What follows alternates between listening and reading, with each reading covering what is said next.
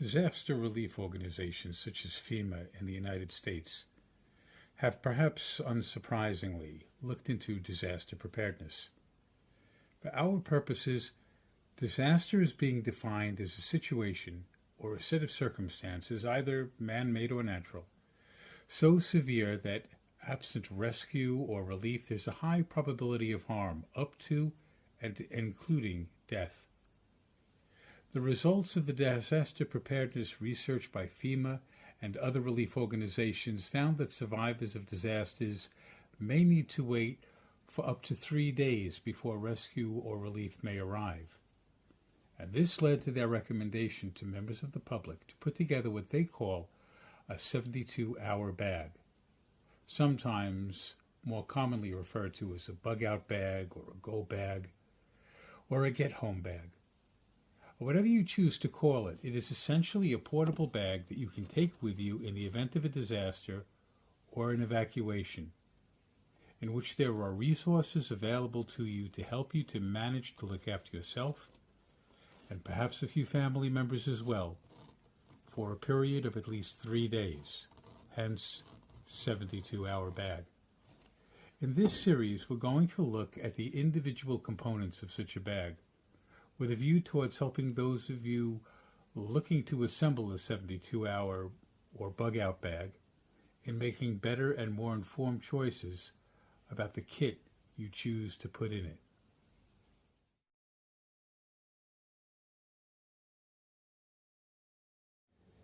It is no exaggeration to say that one of the great fundamentals of survival is water. And when it comes to water, there are a number of issues, and there are a wide array of kit. What you need exactly depends a lot on your situation, your circumstances, your environment. And so there is no panacea. There is no take this, have this kit, and you're good to go. That is universal. But we will cover some of these issues. Hopefully you'll be able to make a real, rational, balanced decision based on what your needs are. Stay tuned. So to begin with, a few issues. Water is required for survival. If you do without it, how long you'll live? Well, that's variable. In normal temperate conditions with a normal healthy person, a couple, 3, 4 days is certainly possible. But after about a week, you're unlikely to survive. Under hotter conditions, under conditions where you are being more strenuous because of hiking, because of various other activities, collecting firewood, for example, the more physical activity you do, the more moisture your body will lose and will require to replace. Now, a couple, 3, 4 days may sound pretty good if you're thinking of a bug-out situation that might last for only 3 days. But on the other hand, you might be talking about a situation where the temperature is very high, your physical activity level is very high, and dehydration could set in within a day or even within a few hours. In certain desert conditions, for example, surviving a full 24 hours without water is almost impossible. So it does depend a lot on the weather, the temperature, and your personal levels of physical activity, which may be greater or less depending on circumstances. So not having any water at all would be foolish. But how much? See, water has a specific difficulty. It needs to be clean, because if you do not have clean water, your water is contaminated. It could poison you, or it could at least infect you, whether it's a virus, a bacteria, a protozoa, worms, parasites. There's any number of things that can be in water that can harm you. Now, one of the problems with doing without water and becoming dehydrated is you become physically weak, mentally disorientated, and ultimately dead. On the other hand, if you are drinking water so purified that, say, for example, distilled water, where all mineral content is removed and it's simply pure water, then you might start losing electrolytes to the point where you can become physically weak, psychologically disorientated, and eventually dead. So having too much of the wrong kind of water could be as dangerous as not having any at all. There are issues. Your water needs to be clean, but it needs to be at least mineralized so that you are not totally losing electrolytes. And if it is something like distilled water, you need to take in electrolytes, such as salt, to balance that out and maintain your internal balance and equilibrium. One of the things you'll notice when you perspire is that sweat is salty. In other words, the body is losing electrolytes when you perspire. So when you lose water, you're losing more than just water. So it's more than just water you have to replace. So even if you have a situation where you have salt water, because your only access to water is seawater, something like distillation is actually a good option for that. But even then, you need to put some of the salt water, a tiny bit of salt water in your distilled water to actually mineralize it again, because distilled water is almost as dangerous, not as dangerous, but almost as dangerous as no water at all. So filtration is a good option. There are chemical ways of purifying it. We'll have a look at some of those in a moment. But how much is an appropriate amount for 3 days? Well, in a temperate climate, I would say nearly 2 liters a day would be a minimum. What I have here is something that you could easily store in your car. This is a 5-liter bottle of water. Now 5 liters is about just shy of, or around about 1.1 imperial gallons, or about just over 1.3 US gallons of water. And this should be able to last you 3 days for one person, although it's cutting it fine. And in high temperature, or if you're doing a lot of physical exertion, it probably won't be enough. But as a starting point, it's not bad. One of the things about having that kind of water storage, where you have something like a 5-liter container. Now, to put this into context, this is from my local supermarket. It's their generic brand. It costs less than £2 for that. The name brand bottled waters are expensive. Generics like this, where you're buying 5 liters or a gallon there or thereabouts, tend to be very inexpensive. So they're not a bad option. And one thing I would do with something like that is have that in my car. If you put that in the boot or trunk of your car, and your other water bottles with your 72-hour bag are empty, in the event of a disaster, you have this water and you can refill those water bottles. Now that's actually quite a good way of going about it, because it does mean you're not having old water sitting in those water bottles for months, years, however long, where it might go off a little bit. Whereas this way you're keeping the water fairly fresh, because I could put this in my car, it's so inexpensive. A month later I might buy another one of these and rotate that one out. Just use this as drinking water in the refrigerator, so that it's just clean water that's being consumed before it gets too old. But I'm always able to refill my water bottles. Now I would say for a 72-hour bag, you want to be able, if you have to hike away from your vehicle, get away from your water supply, you want to have some water bottles that you can fill, and I would say a minimum of 2 liters, but realistically 3 liters would be better. And that might be good for one day, 24 hours. So you are probably, if you're planning on hiking, you're probably going to have to harvest water along the way. You may be asking yourself, well, why abandon some of the water? Why not just bring more water with you? Well, one of the problems is the weight of a container of water like this. This, as I say, is 5 liters, a little more than a gallon. Well, a liter is made up of 1,000 milliliters, or 1,000 cubic centimeters, 1,000 cc. Now, 1 milliliter weighs 1 gram, and 1 liter weighs 1 kilogram, 1,000 grams. Now, that's heavy. Carrying 5 liters like this, that's carrying 5 kilos of water, or about 11 pounds of water. And that's just one container.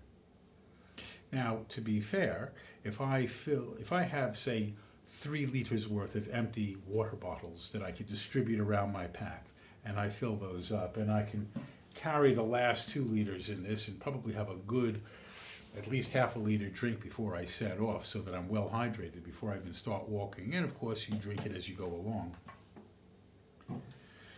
Well, yeah, that might just about, you might just about be able to manage for 3 days if you have to. Not be pushing it. I think 2 days is more realistic, but certainly 3 liters will get you through a day. But yes, harvesting water from the environment may be necessary, partly because that's very bulky, and partly because it's really heavy. Now, again, if you are storing water in your home or in your vehicle, and you're traveling with your vehicle, or you're staying at home, or you have perhaps a bit of wheeled luggage that you could put your water into, then carrying a large quantity isn't so bad. Or having a large quantity isn't so bad. The real problem comes if you're on foot and having to hike. Now, once again, you will always encounter individuals who will tell you, well, I can carry 50 to 100 pounds and I can march 50 to 100 miles through rough terrain. And basically they are envisioning some sort of computer game where they start a new colony and reseed humanity from their little exploit. And it's a pretty picture, but it's not very realistic. Oh, there are individuals who can carry that amount of weight through the field, that's for sure. But most of us can't, and for me to give you advice along those lines would be at least, and at best, irresponsible. Let's talk about what's realistic. What's realistic is, even if you were planning on carrying a ridiculous amount of weight into the field, water gets used up relatively quickly, and you will need to replenish your supplies. So having the means of harvesting it from the environment and rendering it safe is important. So how do we do that? Let's take a look at some kit. Now we're going to take a fairly quick look at 2 filters here. They are similar in terms of how they function and what they do, but they're different in terms of the speed with which they work and the capacity of water that they can filter. One is comparatively inexpensive, the other is quite expensive, but this is it for filters that we're going to look at. There are dozens, if not hundreds, of filters available out there, and I can't go through all of them. But this is just to give you an introduction to a type of filter that I personally feel is a pretty good option. So to begin with, we're going to have a look at the Katadyn filter. Now this is an expensive one. One like this will set you back. Well, this is an older one, so it was a little bit less, but I mean, they still make them. They're slightly different in appearance to this, but not much.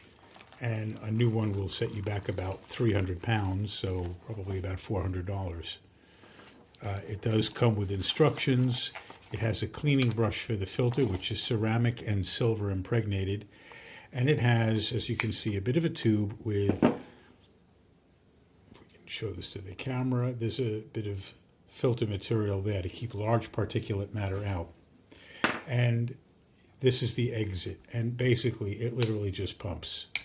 This will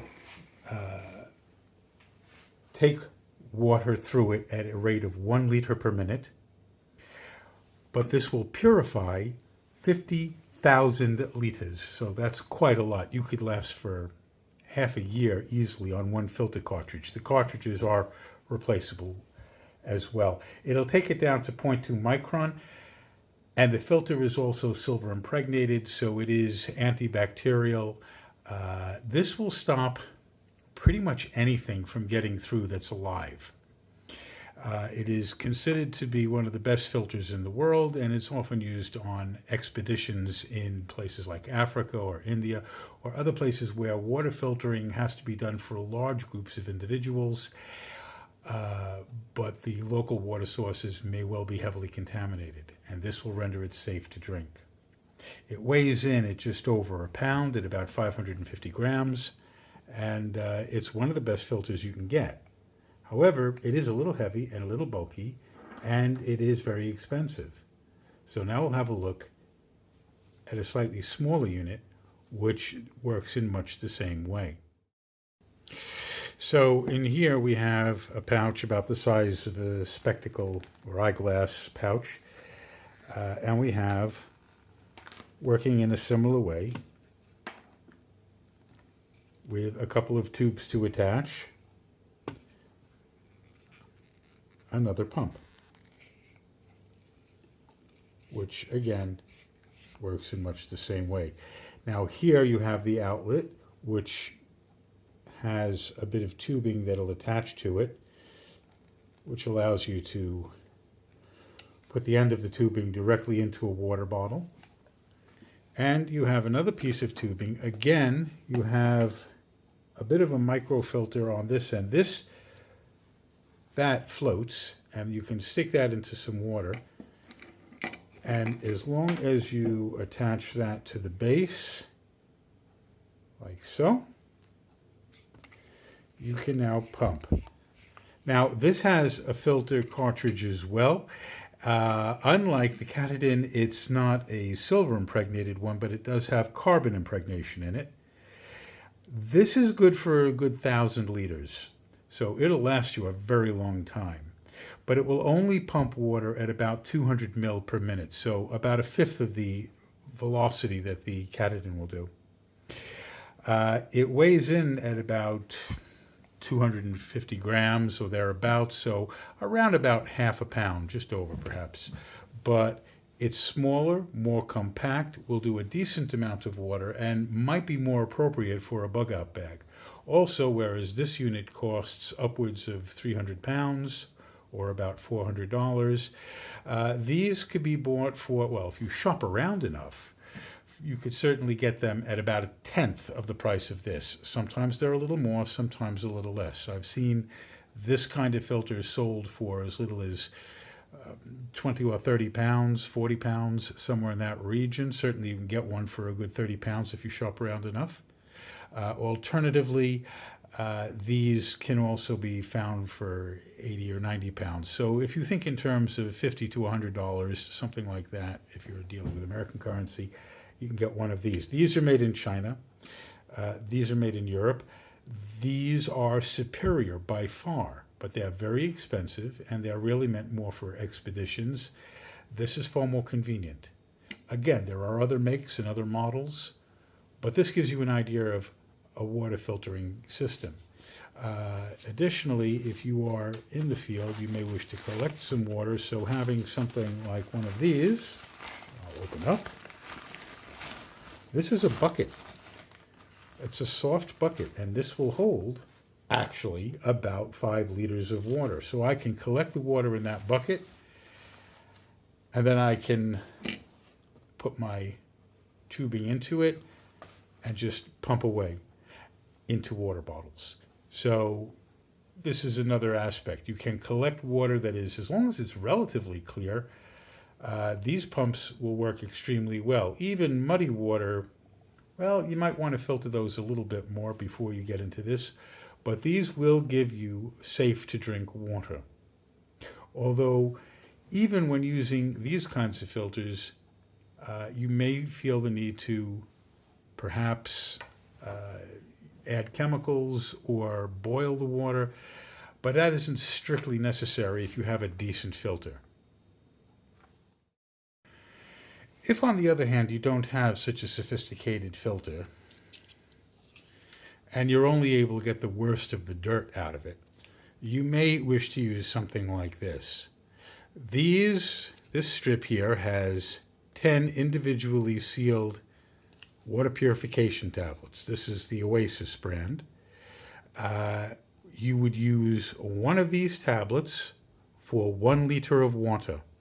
You don't want to use too little, because that won't kill all the contaminants that might be alive and looking to do you a mischief that are contained in that water. Equally, you don't want to put too much in because you're not trying to poison yourself with toxic chemicals. These are basically chlorine based, so they're sort of chlorine tablets. Water will taste chlorinated after you use it. If you don't like that flavor, you may not enjoy it so much. However, it's kind of a lot like tap water. After all, tap water is also treated with chlorine before it comes to you. So there is a slight chlorinated flavor there. Maybe perhaps a little more like swimming pool water than tap water, but not too much. The main thing about these is they are effective, they are efficient, but they do require you to put 1 tablet per liter. If you have a half-liter bottle, you put in half a tablet. If it's a full-liter bottle, you would use a full tablet. If you have a 3/4-liter bottle, you break the tablet in half, put half in, and break the other half into half again, so you have 3/4 of a tablet. But you want to put about the right in there. You then only want to loosely cover the water that you're cleaning with this, and you want to give it at least half an hour to allow the chemicals to dissolve into the water and kill any bacteria or whatsoever that's contained within that water, rendering it safe to drink. This is especially useful if you're gathering your water but you're actually planning on moving on fairly quickly, rather than having time to boil water. Obviously, this is an alternative to the intensive filtration systems that I just showed you, but it is one of the popular means of having for water purification because you can fit a couple of these packets in your shirt pocket, no problem. They take up almost no space, almost no weight, and they will take water that is relatively clear. Don't think of this as a good option for muddy water, but if it's relatively clear water, it can render it safe to drink. So if you're by a stream, for example, or a creek, you can fill your water bottle with that relatively clear creek water or stream water, and then by putting water purification tablets in, render it safe to drink. I absolutely guarantee you're going to meet somebody who is going to tell you that they've drunk stream water or creek water and it's been fine and they didn't get sick. And realistically, what they're telling you is no different from saying, I played Russian roulette once and survived. I think it's perfectly a safe game to do. It's not, clearly. You can certainly get lucky drinking clear stream water. It may not be contaminated, but you can't guarantee what's upstream from you. So therefore, it is best to purify that water. Boiling is, of course, one of the best options, but you need a suitable container, and you need a fire. And you need time to make that fire and that water come to the boil and then cool down so that you can store it properly before you move on. So this is a very efficient system for getting that water ready to go quickly when you're on the move, providing it's relatively clear. Now, when it comes to water bottles, there's quite an array to choose from. You might choose small steel bottles such as these, which will hold half a liter each. You might go for titanium, you might go for stainless steel, which comes in different forms, canteen form, regular water bottle form. You have single wall, double wall. There are flexible water pouches like so, which can be refilled and when not being used take up very little weight or space. Whichever option you go for will depend a lot on how your kit is put together and what kind of terrain you anticipate needing it in. But ultimately, there are many different styles, each with different capacities. Half-liter or full-liter bottles are a good option because if you're using them in conjunction with water purification tablets, it makes it easy to judge how many tablets to put into the bottle. On the other hand, steel bottles are generally superior to things made out of plastic because providing you can actually remove any plastic portion on the cap, you can actually put that into a fire full of water, bring it to a boil directly, and once that's removed from the fire, you're in a very good position to just let it cool down and then put the lid back on so that you've now decontaminated your water through fire. The great thing about actually boiling water, of course, is that as long as you have access to fuel, such as twigs, for example, you are able to boil as much water as you need to, and you have an almost unlimited amount of water that you can purify. But providing you have a means of collecting water, of purifying water, and storing water for travel, particularly, you will be able to extend the amount of water that you will have available to you in a bug out situation. Once again, setups vary. Your local environment, your conditions you expect to encounter are going to have a big determination as to what the best equipment is. And I don't want to be too specific because I could steer you wrong. It's just the generals that I'm trying to get to here. Water is important. You need to carry a decent amount, but you also need to have the ability to harvest it from the environment, whether from a stream or a puddle, from a lake or a pond. It depends what's available, but if you are harvesting it from the environment, you need some way of ensuring that it is safe to drink. Because in a disaster scenario, in a survival situation, if you don't clean that water, if you don't purify that water, and it has a contaminant in it, it can, instead of keeping you alive, it can kill you. It's just that simple. Or it could make you wish you were dead, which is not as bad, but comes pretty close. So again, take these things seriously. And while I'm not giving you specific information per se about, oh, buy this filter, it's the best, buy that water bottle, it's the best, that's up to you. There's a lot out there. I'm just trying to get you to think about it a little bit. I would just point out one small detail. Again, plastic bottles are not much use for boiling water. So if you have a plastic bottle, you want at least some sort of metal container into which the water could be boiled and then poured into the plastic container. Small pot, canteen cup, something of that nature will do.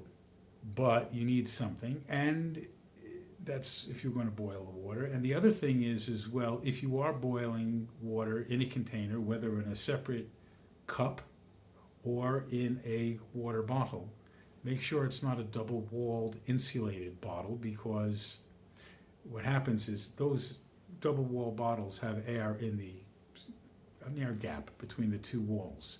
And when it heats up, that expands, and it can at least deform your bottle, if not damage it really, really badly. Also, if it's insulated, it's preventing heat from getting in or out, which means that it'll make your fire work very less efficiently. So have at least one, if not more, of your water storage vessels.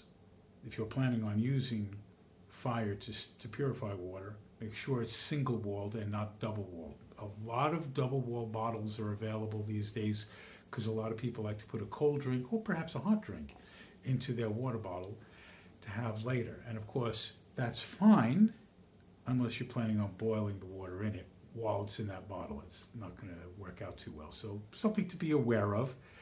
Most of you probably already would know this if you stop to think about it, but if you're not thinking or you're not too aware of the physics of it, then that's something to take into account.